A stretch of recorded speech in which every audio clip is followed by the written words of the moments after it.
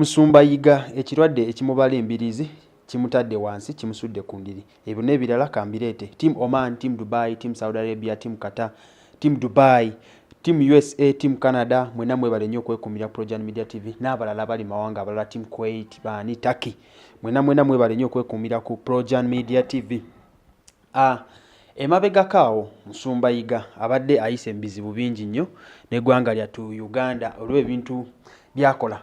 Omusumba Yiga tamumanyi. Musumba Yiga asabisizaawo ku chachi ye Kawaala outside ze Kawaala ayinawo chachi ye gyasumba obulungi gyasumbira endiga era abasinga yamanyikibwa nnyo olw'ekigambo abizaayo ng'era bw'ojja n'eddogo akusabira n'alizaayo gye lyava okujja okuba nga likulumba.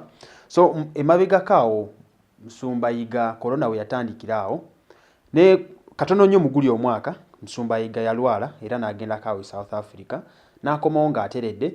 Abasinga ne mbitema nga mutero bitema ennyo ntema nti Musumba Yiga simanyi omusota gwe gwali kuvaamu amaanyi ge, simanyi kapa yali evaamu amaanyi ge, simanyi yali efudde n'agenda South Africa okufuna amaanyi amalala. Singa mwabitema nze sinze nabitema abasinga mwababitema abali awo ku Projan Media TV nga kwe muli kati. Era ebyo ne bituukawo awo Musumba Yiga n'akomawo ng'abasinga ng'akoze era yali kyali evident yali akoze yali mulwadde kuva e South Africa amalayo akabanga katono nnyo n'akomawo ng'ateredde. Abasinga mugamba kati kapa yakomyewo, kapa gye yali evaamu amaanyi ge yazigenze n'afuna amaanyi amalala. Corona we yali yakatandikaawo baatuteeka mu lockdown okumalanga kyaka wali wayisewo omwezi Musumba Yiga n'avaayo n'akola statement yamukwasa n'emutwala ne bamuteeka mu kkomera okumala emyezi ng'ebiri. Statement yakola yagamba mu Uganda tewali corona batuleke tukole. Y'omu ku basumba b'emmanyi abateerya entama tebeekweka nti mu church business muvaamu ssente zaabwe nnyingi nnyo.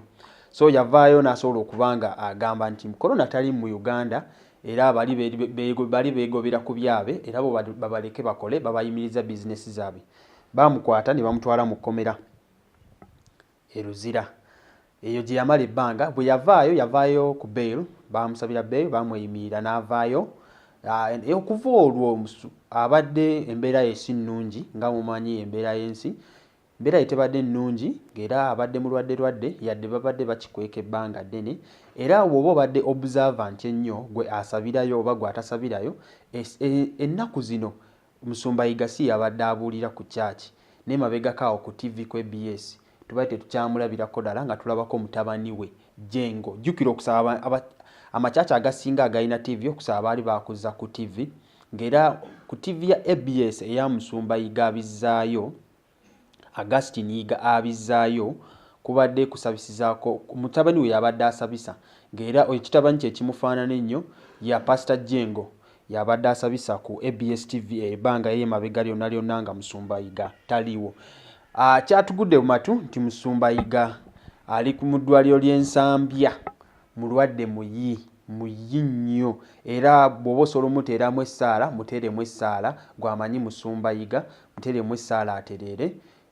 Si kirungi kusabira muno kibi era tumusabira atereere awone ekirwadde kyonna ekimubala embirizi ali bubi nnyo era lino ebbanga lyonna babadde bagamba ab'omunda b'omu kyaki tebabaako information gye bafulumya naye wabula kituuse ekiseera nga information eno leaking efulume kuba Musumba Yiga ali bubi nnyo ali mu ddwaliro ali bubi. Abasinga envuvuma eziva mu ddwaliro kuba tebalina gwe bakkiriza kugenda kubanga amulaba. Envuvuma eziva mu ddwaliro abalala bagamba cancer, abalala bagamba skin disease, abalala bagamba simanyi alina ebintu munda internal munda ebirwadde ez'omunda. So amawulire teganafuluma kugamba kirwadde kyennyini ekituufu naye wabula naawe osobola okuvaayo buntu boogera endwadde ez'abannaabwe naye nga nze nyiza okugamba nti ekyo nekimuluma tumusabira awone atereere addemu asumbe endiga ze addemu azzeeyo amalogo. Wano ku Projan Media TV ffe tetuyinza kubanga tusanyuka ng'omusumba ng'oyo akikubye ebbanga ddene mu Uganda mulwadde. So tumusabira abeere nga atereera addemu akole emirimu gye kyakyeddemu ebbuuminge. Gwe naasabirayo wabula njagala oyongera oteekamu essaala. Team Oman, Team Dubai mkimanyi mulimu abasabira owa Musumba Yiga awo e Kawaala osobola okuba nga oyongeramu essaala Musumba Yiga side ye ekiriyo si kirungi, ali bubi nnyo nga gye nkikomeza, ali bubi. Simanyi bwe nyinza kinnyonnyola nti omuntu ali bubi, naye nga ali bubi akozze yenna aweddewo, akozze aweddewo. Kyonna ekirwadde ekimubala embiriizi, tusaba Omukama amusuuse mangu nnyo. Nga sinavaawo kanzikiriza nsooke nkujjukize nti gwe alina YouTube channel ng'ekulemeredde. Ekulemeredde owuliyagana gisuulawo, togisuulawo bambi. Tutuukirira no Projan Media TV tugenda kuba tukuyambako ofune views z'oyagala. Basubscriber bagenda kujja mu bwangu nnyo.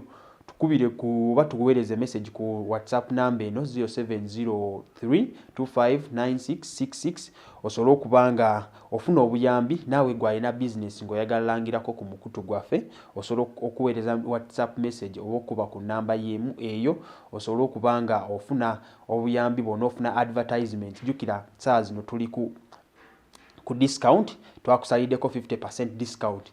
Era bw'ojja essaawa zino tukolera ku muwendo ddala omutono ennyo. Team Oman, Team Dubai, Team Saudi Arabia, Team Qatar, Team USA, bakadaama, basekadaama mwenna abeekumira ku Projan Media TV mbatumidde nnyo. Mwebale nnyo egimutuusaako engalo, mwebale kukola kuba mu kulya okulya kuva mu kukola. Kasita okola olya. Era abakyala abo abakadaama beekolera ssente zaabwe bo mbaagala nnyo. Mwebale nnyo, mwebalire ddala.